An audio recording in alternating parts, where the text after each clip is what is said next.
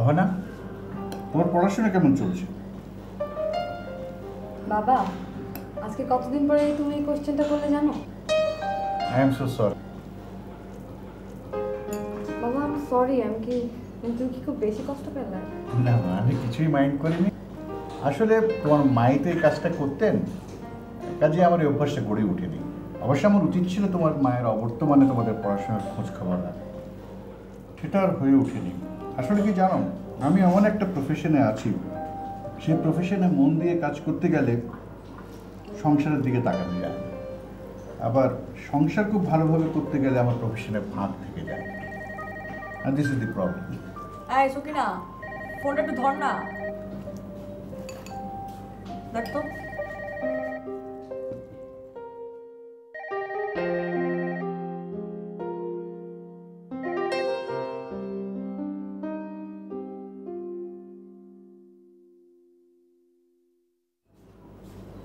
কার phone? স্যারের, হাসপাতাল phone করছে। হ্যালো, ওয়ালাইকুম আসসালাম। হ্যাঁ আতিক, বলো। ও মাই গড, প্রফেসর আলমাসকে এখনই খবর দাও আর কুইকলি ওটি রেডি কর, আমি এখনই আসছি। পারফোরেশন কেস, আমাকে এখনই হাসপাতালে দৌড়াতে হচ্ছে। তোমরা খেয়ে নাও, আমি আসছি।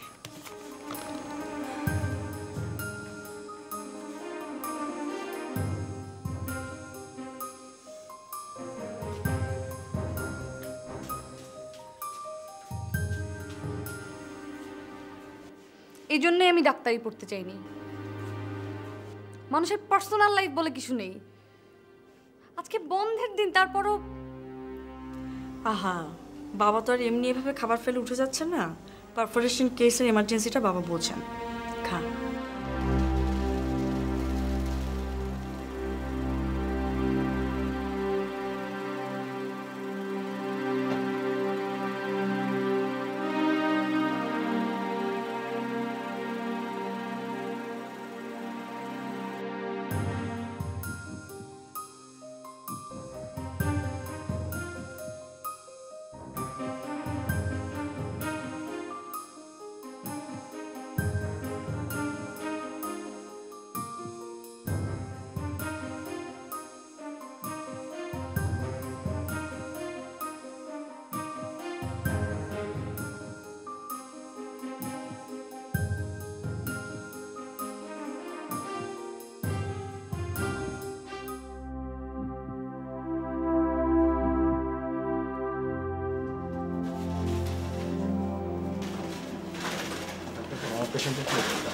আপনাদের পেশেন্টের অবস্থা ভালো, কাল সকালে আপনাদের পেশেন্টকে বেডে দেওয়া হবে, ঠিক আছে?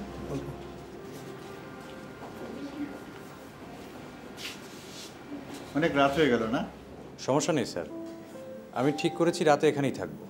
সে কি, এতক্ষণ ডিউটি করলে একটু রেস্ট নেবে না? তাছাড়া মর্নিং শিফটে আবার তোমার ডিউটি আছে। অসুবিধা হবে না স্যার, আমি তো বাসায় একাই থাকি। বাবা মাকে এখানে নিয়ে এলেই পারো। ওনারা আসতে চান না স্যার।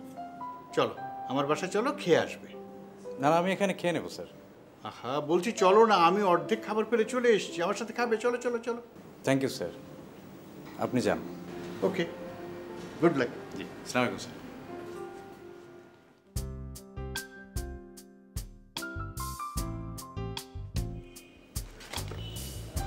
8:20 বেজে গেছে। আপনি চলে যান না, ডক্টর নীরা নতুন বিয়ে করেছে, সো মর্নিং শিফটে আসতে তার একটু লেট হবে। আচ্ছা, আমি তাহলে হ্যান্ডওভারটা কমপ্লিট করে দিয়ে গেলাম, আপনি ডক্টর নীরাকে বুঝিয়ে দেবেন। ওকে।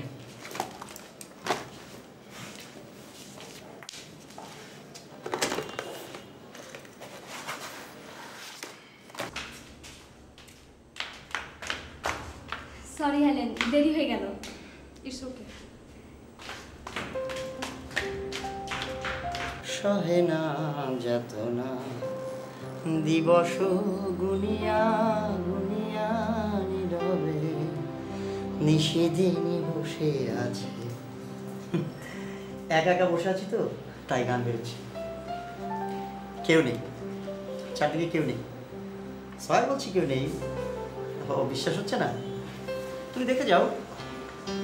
বলছি তো কেউ। হ্যাঁ হ্যাঁ হ্যাঁ হ্যাঁ, ওকে ওকে, বাই।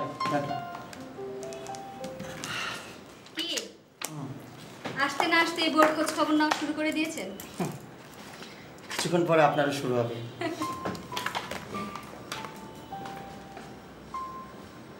আমাদের হসপিটালের বিল্ডিংটা 2 মাস পরে খালি হবে, ভাবছি ওটাও নিয়ে নেব। আর জাহিদের ব্যাপারে প্রাথমিক আলাপও সেরে রেখেছে। কিন্তু বিল্ডিংটা তো অনেক বড়, ওটা নেওয়ার পর কি তুমি ওটার খরচ চালাতে পারবে? পারতে হবে।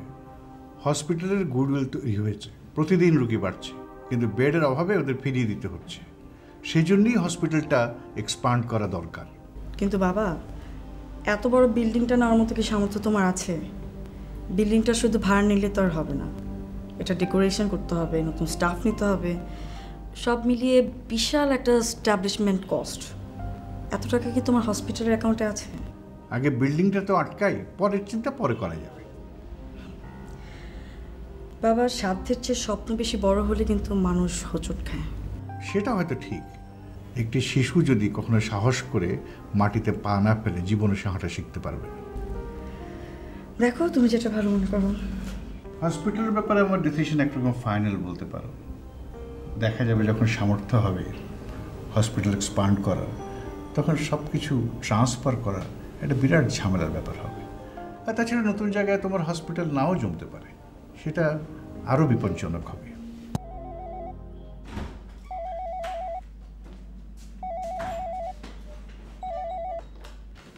হ্যালো, আসসালামু আলাইকুম।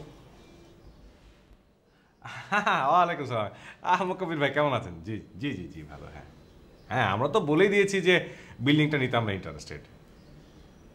জি জি। অন্য পার্টির টাকা দিলে এখন কি হবে? কি বললেন? এটা কি করে সম্ভব? একটা প্রস্তুতির ব্যাপার আছে না, আর হুট করে বললে তো ডিট করা যায় না। জি দেখেন, বিল্ডিংটা ফাঁকা হতে এখনো 2 মাস সময় লাগবে। এখন টাকাটা দিচ্ছেন কেন? আমাদের এমডি তো বলে দিয়েছেন যে ব্যাপারটা ফাইনাল, এখন শুধু আনুষ্ঠানিকতা বাকি, 2-1 দিনের মধ্যে করে ফেলবো। জি স্যার, এখন রাউন্ডে গেছে। জি জি, আসলে বলবো। আচ্ছা ঠিক আছে, পানিটাকে ঝুলিয়ে রাখেন, আমরা যদি না করি। হ্যাঁ হ্যাঁ, ওকে রাখি। স্টুপিড, বলা নেই কওয়া নেই, হুট করে ডিটেল কথা। মনে হচ্ছে 2-1 টাকার মামলা। আরে তোর বিল্ডিংটা না নিলে আমাদের কি হবে ফাজিল?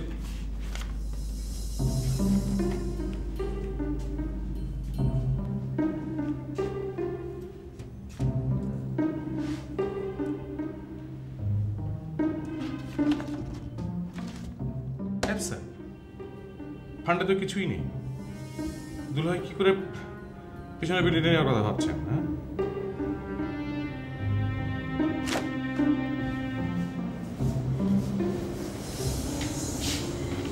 এদিকে এসো। এটা কি?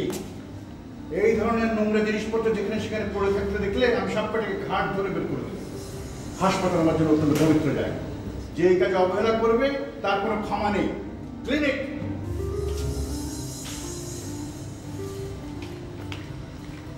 দু নম্বর বেডে 4 নম্বর পেশেন্টকে রিলিজ করে দাও। He is 72 years old.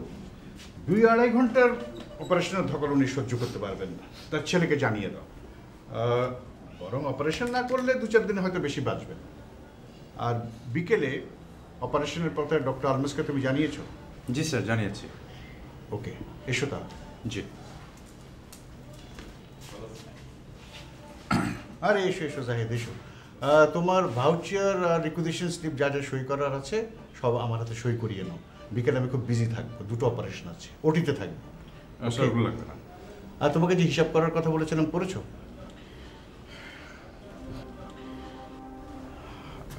G sir. পেছনের বিল্ডিংয়ের জন্য টাকা অ্যাডভান্স দিলে পরে বাকি টাকা দিয়ে আর হাসপাতাল চালানো সম্ভব হবে না। অসুবিধা নেই, বিল্ডিংটা 2 মাস পরে খালি হবে, এর মধ্যে আমি একটা ব্যবস্থা করে ফেলবো। কিন্তু মোকাবের সাহেব তো এখনই ডিড করতে বলছেন। হোয়াট? আমরা যদি কালকের মধ্যে ডিড না করি তাহলে পরে মোকাবের সাহেব অন্যজনকে ভাড়া দিয়ে দেয়। পার্টি নাকি রেডি। তাহলে কি বিল্ডিংটা আমাদের হাতছাড়া হয়ে যাবে? মুকাব্বির সাহেবের একদিনের নোটিসে হঠাৎ ডিড করার মানেটা কি? আমরা একটু বেশি ইন্টারেস্ট শো করে ফেলেছি স্যার। আমার ধারণা পার্টি ফাটি কিছু না, ও একটু সাইকোলজিক্যাল প্রেশার ক্রিয়েট করে আমাদের কাছ থেকে খুব তাড়াতাড়ি অ্যাডভান্সটা নিতে চাচ্ছে। মানুষ কতভাবে যে দুর্বলতার সুযোগ নেবার চেষ্টা করে। এইগুলো সব শয়তানি ছাড়া আর কিছু না। বেটার আমার মনে হয় আমরা বলে দিই যে বিল্ডিংটা আমরা নিব না। না না, বিল্ডিংটা হাতছাড়া করা আমাদের ঠিক হবে না। কিন্তু আমি স্যার ওই বিল্ডিংটা আমি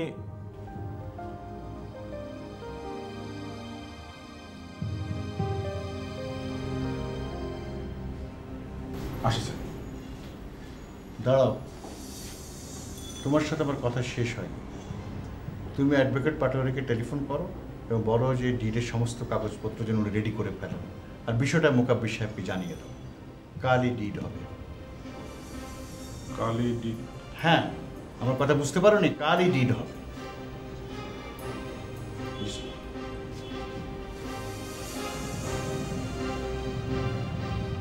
বাবা জাহিদ আঙ্কেল কিন্তু ঠিকই বলেছেন। আসলে একটা ইমোশনের উপর ভর করে এভাবে এই বয়সে এত বড় রিস্ক নেওয়াটা তোমার ঠিক হবে না। জীবনে কত রিস্ক নিয়ে মানুষের জীবন বাঁচিয়েছি, আর এই ক্ষেত্রে সামান্য রিস্ক নিতে পারবো না? দুটো বিষয় তো এক নয় বাবা। অপারেশনের আগে বন্ড সই নেওয়া হয়, সেখানে ডাক্তারদের দায় এড়ানোর একটা সুযোগ থাকে, কিন্তু এখানে কিন্তু তোমার তা থাকবে না। ইভেন সকল রিস্কের দায় কিন্তু তোমার একারই বহন করতে হবে। শেষ যা আছে সেটাও চলে যাবে, মাঝখান দিয়ে ধার দেনার আকণ্ড ডুবে যাবে। দেখি, দরকার হলে পার্টনার নেব। পার্টনার? হ্যাঁ, তুমি তো জানো এই হাসপাতাল গড়ার পেছনে আমার একটা ইমোশন জড়িয়ে আছে। আমার মা অর্থাৎ তোমার দাদি মাইট্রাল স্টেনোসিস রোগে মারা যান। আমার বাবার তখন সামর্থ্য ছিল না এই হার্টের রোগের চিকিৎসা করানোর। তার সামর্থ্য থাকলে মাত্র 18 বছর বয়সে আমি আমার মাকে হারাতাম না। তুমি আমাকে নিরুৎসাহিত করো না। আমি তোমাকে নিরুৎসাহিত না বাবা, আমি তোমাকে বাস্তবতাটা বোঝাতে চেষ্টা করছি। এই হাসপাতালটা করার পর থেকে এখানে একটা কার্ডিয়াক ইউনিট করার কথা আমি ভাবছিলাম। টাকার স্পেসের অভাবে সেটা এতকাল হয়ে ওঠেনি। ওই বিল্ডিংটা খালি হয়েছে শুনে ইচ্ছাটা আবার প্রবল হয়ে উঠেছে। তুমি আমার সেই ইচ্ছা বাধা দিও না। আমি কনফিডেন্ট ওই বিল্ডিংটা আমি নিতে পারলে টাকার ব্যবস্থা হয়ে যাবে। আমি জানি না কিসের উপর ভিত্তি করে তুমি নিজেকে এত কনফিডেন্ট মনে করছো বাবা, তবে একটা কথা আবার বলবো, তুমি একটু ভেবে দেখো, কারণ বিল্ডিংটা নিয়ে নেওয়ার পর তো তোমার ভাবার আর সুযোগ থাকবে না। আমি যাই।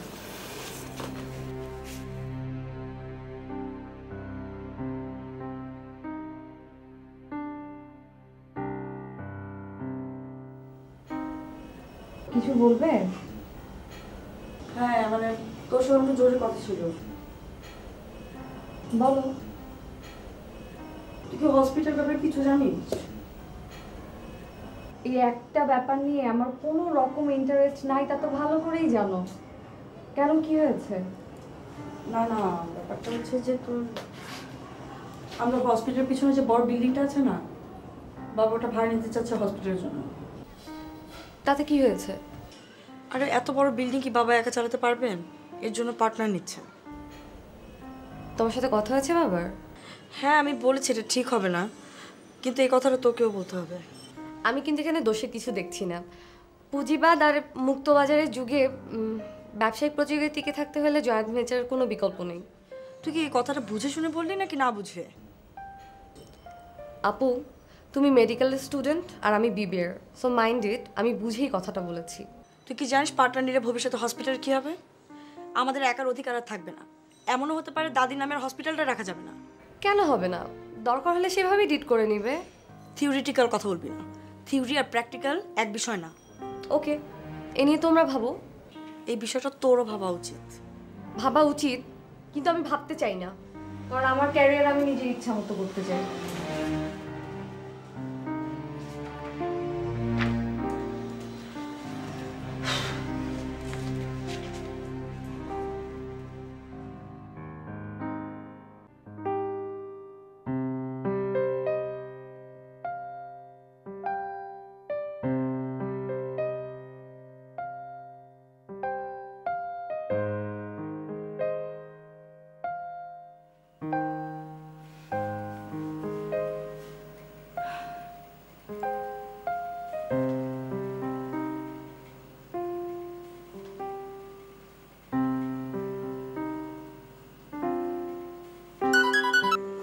হ্যালো।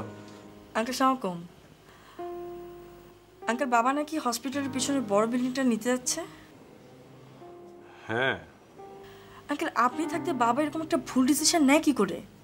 কিন্তু কি করব বলো, আমার তো এখানে কিছুই করার নেই। ভাইজানকে আমি অনেক বুঝিয়েছি, ব্যাংকের ব্যালেন্স, তারপরে সম্ভাব্য কত খরচ হবে সব কিছু আমি বুঝিয়েছি। উনি তো আমার কথা শুনলেন না, আমাকে ওই অ্যাডভোকেট পাটনের কাছে পাঠালেন এগ্রিমেন্ট পেপারটা রেডি করার জন্য। কিন্তু আমি বুঝতে পারছি না উনি একা এত বড় সেট আপ কী করে চালাবেন। বাবা তো পার্টনার নেবার কথা ভাবছে। পার্টনার? প্লিজ যে করে হোক বাবাকে কিন্তু ফেরাতে হবে। কিন্তু সেটা তোমরা না পারলে আমার পক্ষে কি করে সম্ভব বলো? আঙ্কেল আমি পারছি না বলে তো আমি আপনার হেল্প চাচ্ছি আঙ্কেল। প্লিজ আঙ্কেল যেভাবে পারেন বাবাকে সেভ করুন প্লিজ। ঠিক আছে, দেখি, জানি না কতটুকু পারবো। তুমি যখন বলছো তখন আমি আরেকবার চেষ্টা করে দেখি। হ্যাঁ প্লিজ আঙ্কেল, আর কি হয় না হয় আমাকে সব জানাবেন। হ্যাঁ অবশ্যই অবশ্যই জানাবো, অবশ্যই জানাবো। রাখি আঙ্কেল, সামনে।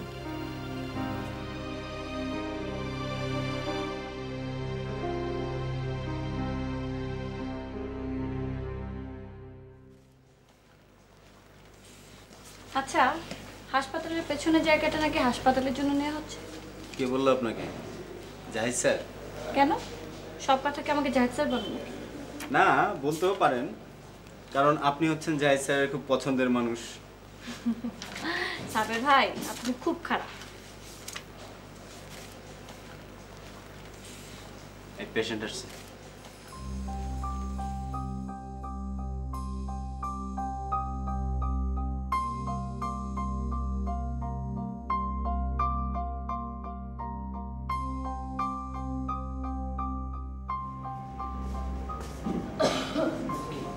এক্সকিউজ মি, পেশেন্ট ভর্তি করবো, কোনো কেবিন খালি আছে? কোনো ডাক্তার রেফারেন্স আছে?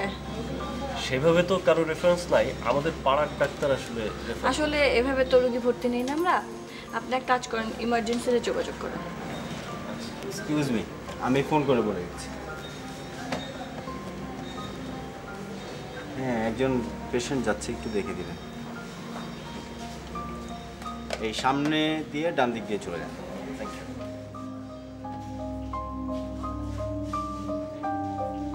শেষ?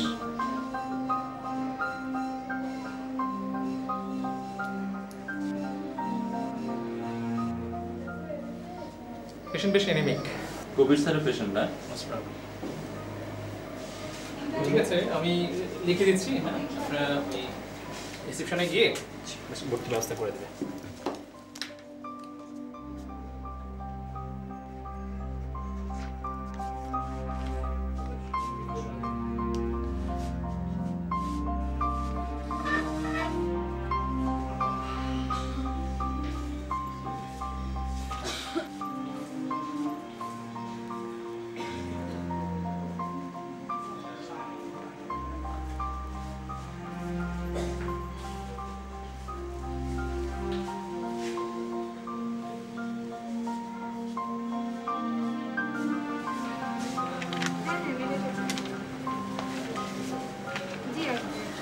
পেশেন্টের নাম?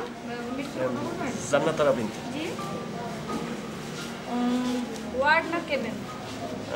কেবিন। শুনুন দাদা পা আপনার ফোন।